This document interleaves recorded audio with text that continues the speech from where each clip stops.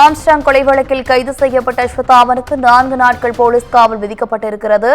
கூடுதல் விவரங்களோடு இணைகிறார் செய்தியாளர் சுப்பிரமணியன். வணக்கம் சுப்பிரமணியன், விவரங்கள் என்ன? ஆம்ஸ்டாங் கொலை வழக்கில் கைது செய்யப்பட்டிருக்கக்கூடிய அஸ்வத்தாமனை காவலில் எடுத்து விசாரிப்பதற்காக எழும்பூர் நீதிமன்றத்திற்கு செம்பியம் போலீசார் அவரை அழைத்து வந்தார்கள். 7 நாட்கள் காவல் கேட்டு செம்பியம் போலீசார் மனு தாக்கல் செய்திருந்தார்கள். அந்த மனு மீதான விசாரணை எழும்பூர் நீதிமன்றத்தில் வந்தது.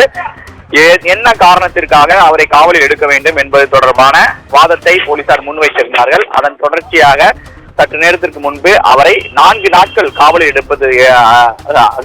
எடுத்து விசாரிப்பதற்கான அனுமதியை எழும்பூர் நீதிமன்றம் வழங்கியிருக்கக்கூடிய சூழ்நிலையில் அவரை போலீஸ் பாதுகாப்போடு தற்போது விசாரணைக்காக செம்பியம் போலீசார் அழைத்து சென்று கொண்டிருக்கிறார்கள்.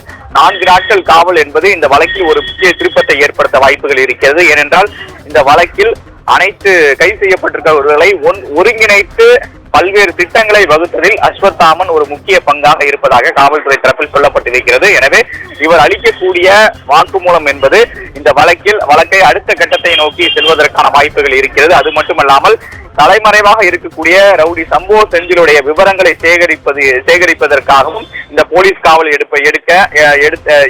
எடுக்கப்பட்டிருக்கக்கூடிய விஷயத்தில் அஸ்வத்தாமிடம் விசாரணை நடத்த போலீசார் முடிவு செய்திருக்கிறார்கள். அது மட்டுமல்லாமல் அஸ்வத்தாமிடம் விசாரிப்பதற்கான பல்வேறு கேள்விகளும் தயார் நிலையில் வைத்திருப்பதாக காவல்துறை தரப்பில் சொல்லப்பட்டிருக்கிறது.